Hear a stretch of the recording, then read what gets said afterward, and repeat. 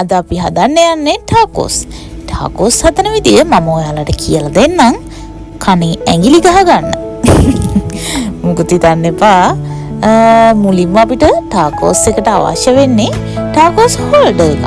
ඔයාලගේ ගෙදර හෝල්ඩර් එකක් නැත්නම් පිඟන් දාන එක හරි ගත්තට කමක් නැහැ. මේ තියෙන්නේ ටෝටරිලා බ්‍රෙඩ්. ඉතින් ඔයාලා ගාව ටෝටරිලා බ්‍රෙඩ් නැත්නම් පොඩ් රොටියක් හරි ගත්තත් කමක් නැහැ. මේ තියෙන්නේ අයිස්බර්ගර් ලෙටර්ස්. ඉතින් ඒවත් ඔයාලට නැත්නම් ගෝවා ගෙඩියක් හරි ගත්තට කමක් නැහැ. ඉතින් මේ තියෙන්නේ තඹගත්ත චිකන්. ඒවා හරි ගානට තුනටම හරියට සමානව බෙදන්න. එහෙම නැතුනොත් එක්කෙනෙක්ට අවාසි වෙනවා. මේ තියෙන්නේ අවකාඩෝ. අවකාඩෝ ඔයාලට හොයාගන්න නැත්නම් ඒකට විසඳුමක් නැහැ. ඉතින් මං ගාව අවකාඩෝම හොයාගෙන දාන්න. අවකාඩෝ දාලා ඒකට තක්කාලි ගෙඩියකුත් චප්ප කරලා දෙහි ටිකක් නැත්නම් පොල් තෙල් ටිකක් හරි ඔලිව් ඔයිල් තියෙනවා නම් ඒක කමන්නේ. ඔලිව් ඔයිල් ටිකක් හරි දාලා හොඳට තලා ගන්න.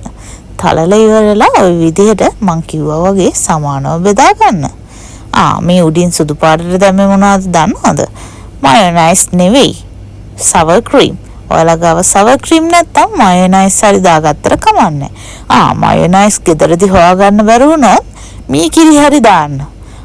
මේ උඩින් දාලා තියෙන්නේ ස්වීට් chili sauce. ඒවත් නැත්නම් ඔයාලා මිරිස් කුඩු හරි දාන්න. මිරිස් කුඩු නෙවෙයි. මාළු හොදි ටිකක් නැත්නම් චිකන් හොදි ටිකක් පොඩ්ඩක් දාගන්න. එතකොට තවත් රසය දැනේ. මාරම රහයි. ඉතින් ඔන්න ඔහොම තමයි සුද්දෝ කන්නේ. ඔන්න ඕකයි ප්‍රශ්නේ.